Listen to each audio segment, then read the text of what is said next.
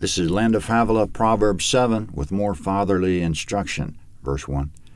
My son, keep my words, lay up my commandments within you. Keep my commandments and live. Guard my teaching as the apple of your eye. Bind them on your fingers, write them on the tablet of your heart. Tell wisdom, you are my sister. Call understanding your relative, that they may keep you from the strange woman, from the foreigner who flatters with her words. Comment in verses 1 to 4, the father is desperate for the son to listen. He says, keep my commandments and live, not necessarily meaning the son will literally die, but probably more a figure of speech that if he doesn't listen, it could ruin his life. In verse 5, this is about to be another teaching on the subject of sexual discipline, to quote, keep you from the strange woman, from the foreigner who flatters with her words. Strange woman's also translated stranger, forbidden woman, immoral woman, and adulterous woman. Foreigner is also translated adulteress, stranger, alien, loose woman, and seductress. She flatters you in verse 5, which is literally, she has made smooth her sayings. She's a smooth talker. The father goes on, verse 6, for at the window of my house I looked out through my lattice. I saw among the simple ones, I discerned among the youths, a young man void of understanding. Passing through the street near her corner, he went the way to her house in the twilight, in the evening of the day, in the middle of the night, and in the darkness. Comment, the father was watching through the lattice of his window one evening and saw various young men in the street. They were all simple in verse 7, meaning young, inexperienced, and unaware, just typical young men who have a lot to learn. One of them was particularly void of understanding in verse 7. He passed by the prostitute's corner or seductress's corner.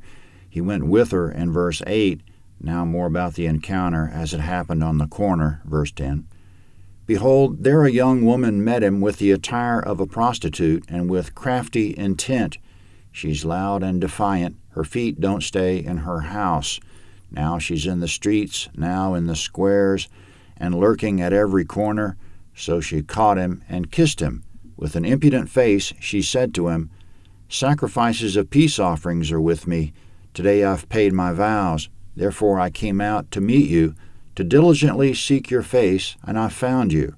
I've spread my couch with carpets of tapestry, with striped cloths of the yarn of Egypt. I've perfumed my bed with myrrh, aloes, and cinnamon. Come, let's take our fill of love until morning.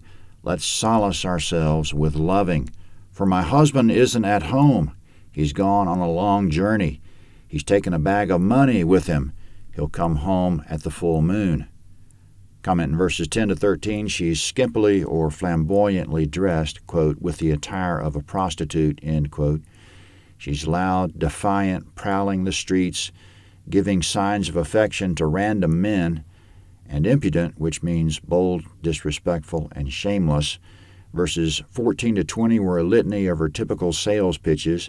And in verse 14, she involved God.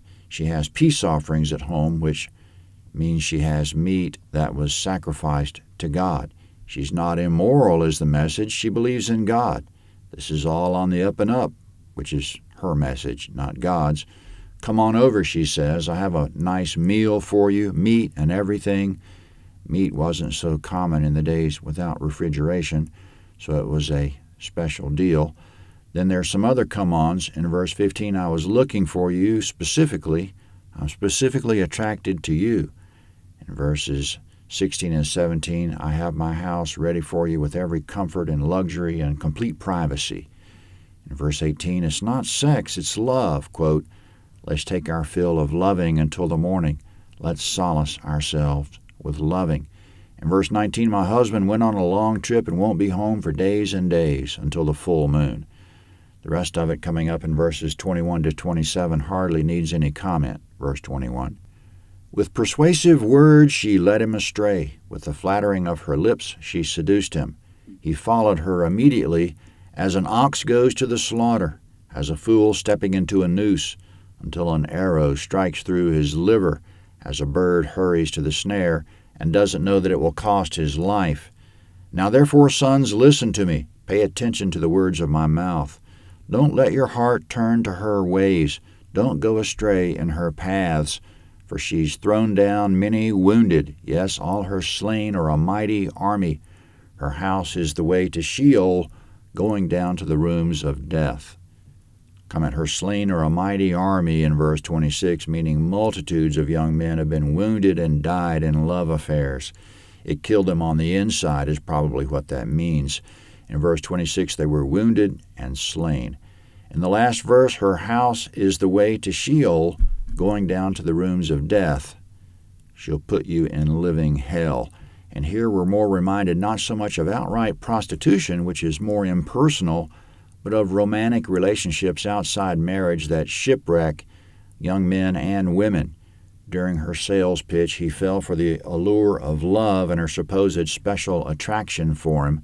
When it was over, it was hell and death. Of course, we usually think of it working the other way, that men seduce women, but that's obvious. Women seduce also is the point of this chapter, and the man can get burned too is the other point. Proverbs 8 is next.